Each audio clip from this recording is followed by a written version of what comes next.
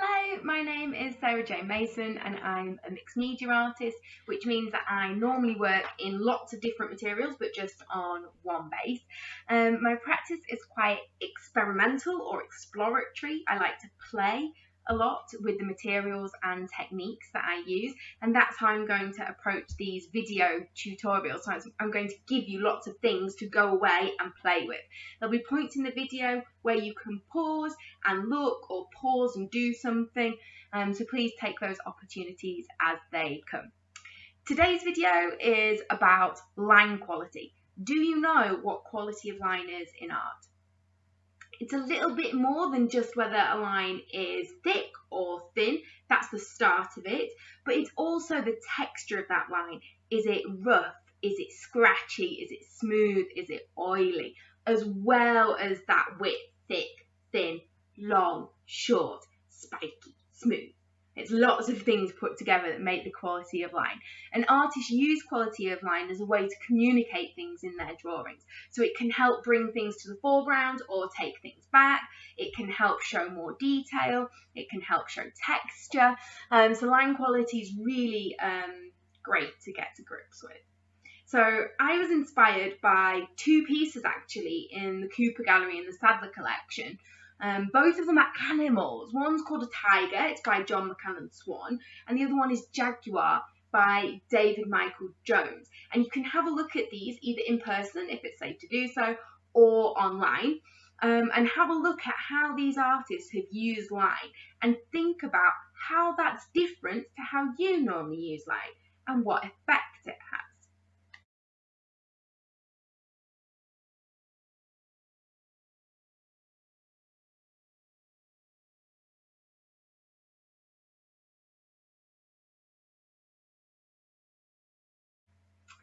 What we're going to do is think about how we can get started using line in a slightly more exciting or interesting or experimental way.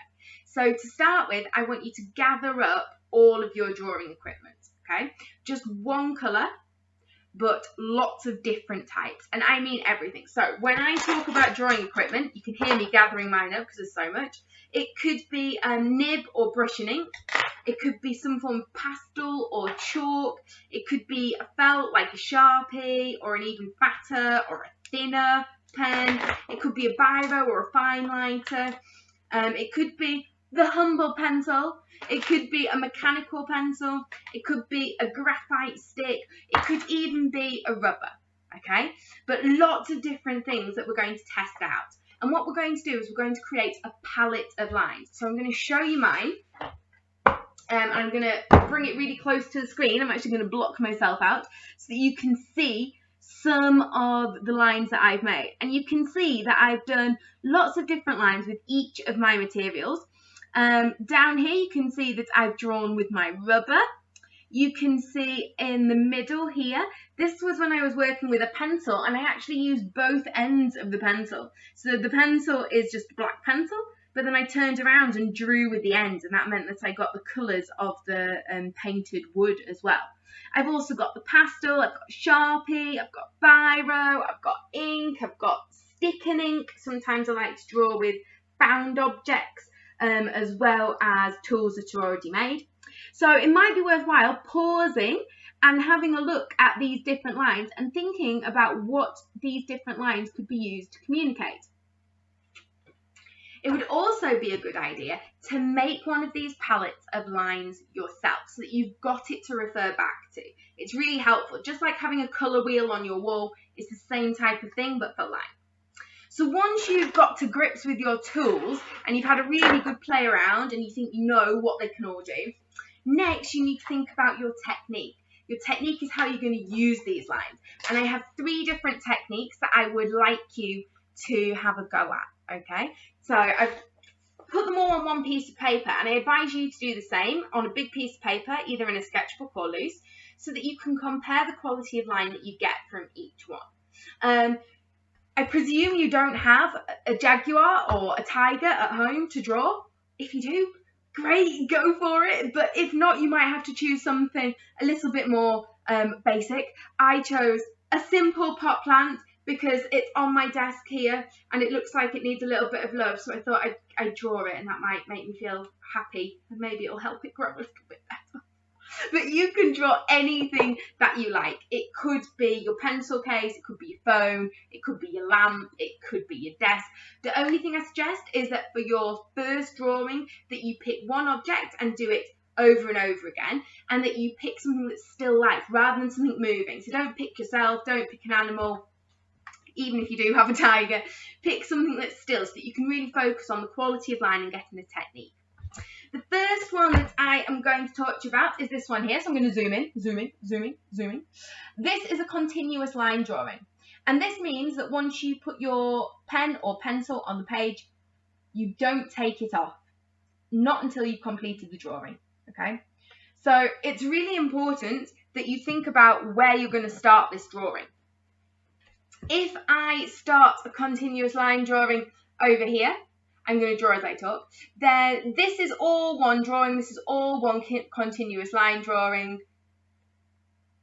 Now the drawing's finished. If it's a continuous line drawing, as soon as you take your pencil off the page, it's finished, because then that line isn't continuing, you stopped it, okay? So think about where you're going to start to draw your objects, and remember that you can go back over things. So let's imagine I've not taken my pencil off, I'm still going, and I need to go back over to this side. I can just go a little bit lighter using my quality of line to get to the other side and then continue drawing again with a heavier line. Think of other ways that you could use your quality of line when doing a continuous line to help you move around the page. The second type of drawing is called a blind drawing. That's this one in the middle, so I'm going to zoom in. And this is when we look only at the object and not at the page, okay? So we only look at the object we're drawing. So I'm going to give you an example. I'm going to put my object, which is my pot plant, I'm going to put it here so that you can see that I'm looking at it and I'm not looking down. That's me looking down, that's me looking at the plant. Okay, here is my paper. I've got a graphite stick that I'm going to draw with, and I am going to draw this pot plant for you now. You can do this as a really quick drawing like I'm going to do for you, just in 30 seconds, but you can also do a blind drawing that takes a much longer amount of time, so you can put much more detail in and really get to know where your hand is on the page. Okay.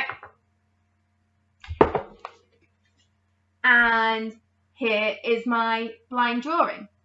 So it's obviously not going to look like a photograph, but we're looking for something else here. We're looking for personal expression, and we're looking for interpretation of reality. If I wanted reality, I would just ask you to take a photo.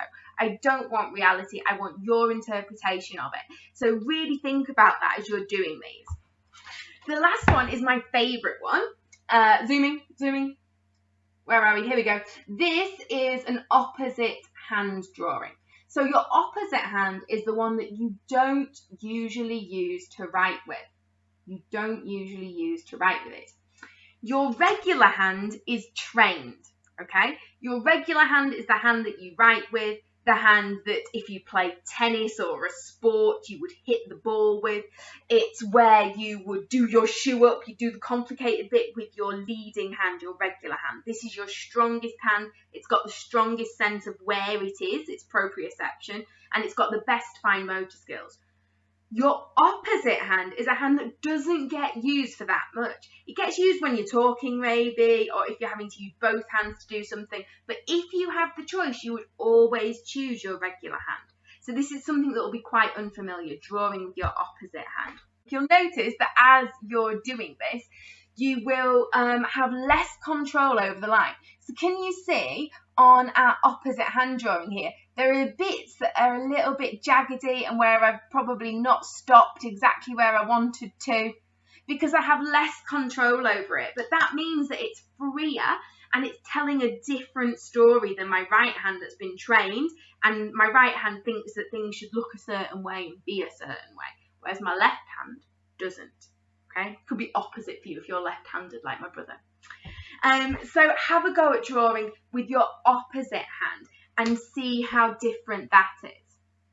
I'm going to stop this video now and let you go and have an explore with these techniques. Once you've tried them with one material, put that one down, get another material and try it with that, and keep going until you have explored all of the possibilities and found things that you like, lines that you like, techniques that you like, results that you like. Have a really great time drawing, and hopefully I'll see you in the next videos.